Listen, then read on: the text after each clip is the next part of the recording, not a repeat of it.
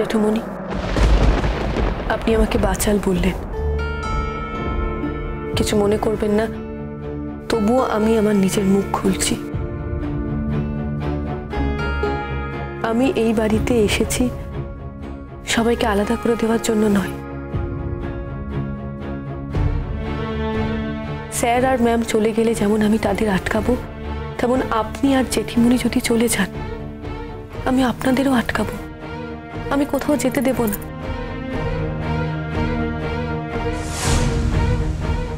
এই বাড়ি, এই ঘর সবই তো আপনাদের। আপনারা কোথায় যাবেন? আপনি না এই বাড়ির ছাতা? আপনার ছেলে ভুল করলে কে ঠিক করিয়ে দেবে? আমি বা ভুল করলে কে ঠিক করিয়ে দেবে? আমি থাকতে আপনারা কোথাও যেতে পারেন না। আমি আপনাদের কোথাও যেতে দেব না, কোথাও না।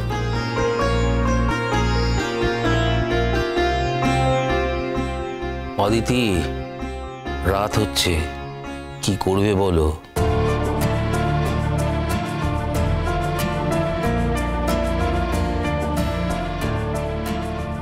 আমায় কি করতে হবে বলো ঠাকুরপো? ক্ষমা চাইতে হবে, তাহলে কি উনি থাকবেন? আবার তুমি সার্কাস্টিক্যালি কথা বলছো? তুমি সবার নামে খাবারের অর্ডার দিলে, অদিতির নামটা বাদ দিলে কেন? ভুলটা তো তুমিই করেছো বৌদি। আমি তো বলছি আমার খাবার আমি তুলে দেবো ওকে। সেটা তো কোনো সলিউশন নয়।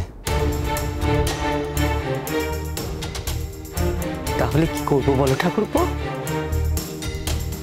ক্ষমা চাই পায়ে ধরে? না, আপনি আমার কাছে কেন ক্ষমা চাইবেন? নিজের অন্তরের কাছ থেকে ক্ষমা চান।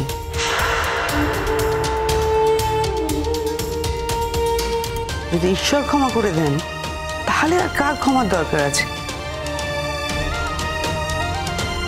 আমার কাছে ক্ষমা চাওয়ার কোনো প্রয়োজন নেই। ছি। আর শঙ্খ, মোহর, তোমরা বলেছিলে বলে আমি এসছি তোমাদের মুখ চেয়ে।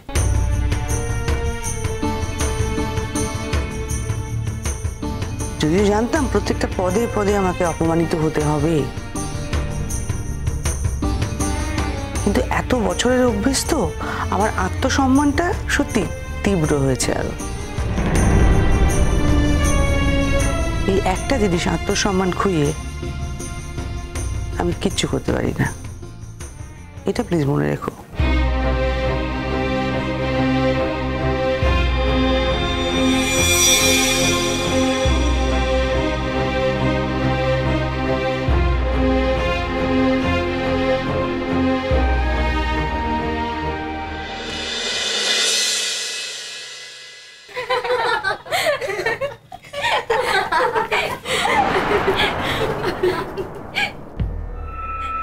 হ্যালো মোহর ম্যাম, আপনি এসেছেন? কি করব বলো, সকাল থেকে সবাই মিলে আমাকে এতবার করে ফোন করে ডেকেছে, না এসে আর পারলাম না। সত্যি আমার খুব ভালো লাগছে এই যে আপনি এসেছেন। তারপর কেমন কাটলো কাল? কেমন আবার কাটবে? কাল রাত হয়েছিল, ঘুমিয়ে পড়েছিলাম। ম্যাম বলেছিলেন সকালবেলা তাড়াতাড়ি উঠে রেডি হয়ে যেতে। এই যে আমি রেডি। আমরা তো তোমাকেই ডাকতে এসেছি। ভাত কাপড়ের অনুষ্ঠান হচ্ছে না, নিয়ে যেতে হবে তো। দাদা ভাই তো আবার তোমার সারা জীবনের মতো ভাত কাপড়ের দায়িত্ব নিচ্ছে। মোহর, তাহলে কোথায় যাচ্ছ? কবে ম্যাম? ও মা, সেটা আমরা কি করে জানবো? না, আমার দাদা ভাই শেষটাতির বেলায় তো প্ল্যানিং করেছিল যে সুইজারল্যান্ডে যাবে, আর তোমার বেলায় কোথায় কি প্ল্যানিং করলো সেটা আমরা জানবো না? তা কি করে হয়? থাক না, আবার আমার কথা কেন টানছো? ও মা, আমরা কেন জানবো না? এই দাদা ভাই কিছু বলেনি? না গো, এই বিষয়ে এখনো কথা হয়নি। অথচ দেখো শেষটা দি, তোমার বেলায় কিন্তু দাদাভাই পুরো প্ল্যানিং করে নিয়েছিল, হ্যাঁ, সুইজারল্যান্ড যাবে বলে আগের থেকে টিকিট বুক করে নিয়েছিল, মনে আছে? তারপর ওখানে খুব ঠান্ডা বলে তোমাকে জিজ্ঞেসও করলো যে তোমার কোনো জামা কাপড় লাগবে কিনা, মানে শীতের জামা কাপড় লাগবে কিনা, মনে আছে? থাক না, বারবার করে আমার কথা কেন টানছো? এরপর তো মোহরের খারাপ লাগবে। দেখো, আরে আমার খারাপ লাগবে কেন? মানে এটা খারাপ লাগার কি আছে? হে মা, কি বলছে তাই বলে খারাপ লাগার কি আছে? দাদা ভাই শ্রেষ্ঠাদির বেলায় এত কিছু ভাবলো মোহর।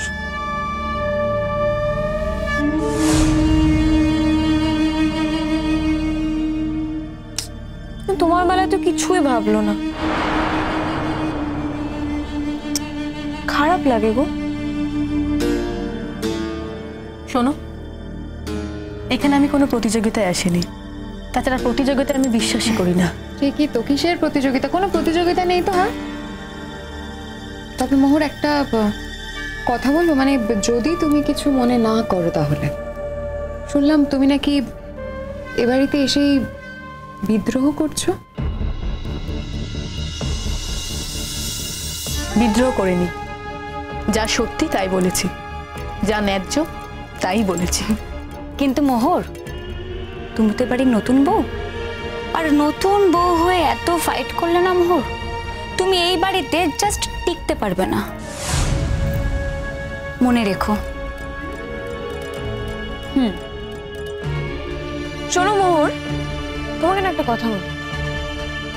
দাদা ভাই তোমাকে ভালোবাসতেই পারে, তোমাকে যত ভালোবাসুক না কেন, দাদা ভাই কিন্তু এই বাড়ি ছেড়ে কোনোদিন কোথাও যাবে না। জেঠুমনিকে কিন্তু দাদা ভাই খুব ভালোবাসে। হ্যাঁ, আমি কোনোদিনও চাইনি তোমাদের দাদা ভাই এই বাড়ি ছেড়ে অন্য কোথাও যাক। আমি এই কথা কোনোদিনও বলিও নি, এমন ভাবিও নি। আর আমিও চাই সবসময় এই বাড়িতেই থাকতে। কিন্তু মোহর, তুমি যদি এরকমই ফাইট করতে থাকো তাহলে জেঠিমণি তোমার সঙ্গে থাকতে চাইবে না, বিশ্বাস করো, জাস্ট থাকতে চাইবে না। জেঠিমণি বলবে যে তোমরা সবাই থাকো, আমি এই মেয়েটার সঙ্গে থাকতে চাইছি না, তাই জেঠিমণি বেরিয়ে চলে যাবে, যেটা কিনা আগেও হয়েছিল। আগেও কিন্তু জেঠিমণি আমাদের সবাইকে ছেড়ে চলে যেতে চেয়েছিল, কিন্তু তখন অবশ্য সবাই আটকে দিয়েছিল, এটা অবশ্য ঠিক। কিন্তু তার মানে তো এই না যে সবসময় আটকাবে আর উনিও আটকে যাবেন। আর দাদা ভাই কিন্তু তখন তোমার দিকে স্ট্যান্ড নেবে না, এটা মনে রেখো। তোরই বা এত খারাপ হতে যাওয়ার কারণ কি? তুই বা এত বিদ্রোহ করতে যাচ্ছিস কেন? আমি যেটা বিশ্বাস করি আমি সেটাই বলি। কে আমার সম্পর্কে খারাপ ভাবলো তা নিয়ে আমি একদম ভাবি না। আমি যেটা সত্যি বলে মনে করি সেটাই বলি। আমার মনে হয়েছিল ম্যামের থাকা উচিত ছিল, তাই আমি ম্যামকে বলেছি। তাছাড়া তোমাদের দাদা ভাইও পরে সে কথাই বলেছে।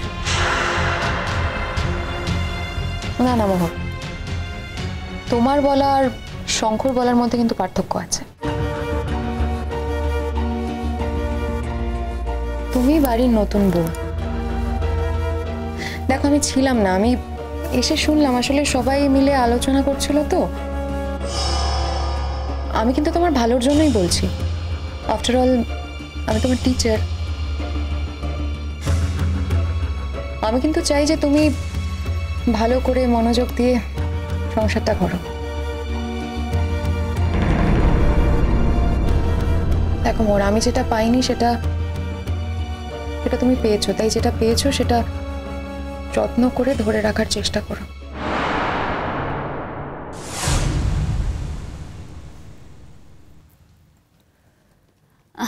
আসলে দাদা ভাই না জাস্ট ফেসে গেছিল।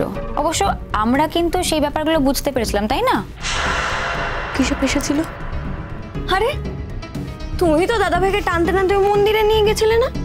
দাদা ভাইকে দিয়ে তুমি তো জোর করে সিঁদুরটা পরালে। দাদা ভাই তো একটু ইমোশনালি করে ফেলেছিল ব্যাপারটা, অ্যাভয়েডই করতে পারেনি।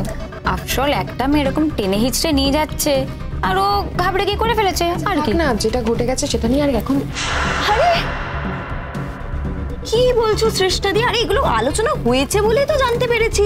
আরে কথাগুলো বলেছে বলে তো জানতে পারছি। দাদাভাই বললো না, দাদাভাই তো বললো যে দাদাভাই কিছুই জানতো না, এরকম একটা ঘটনা ঘটবে, এরকম একটা সিচুয়েশন হবে জানতোই তো না, প্রিপারেশনই তো ছিল না।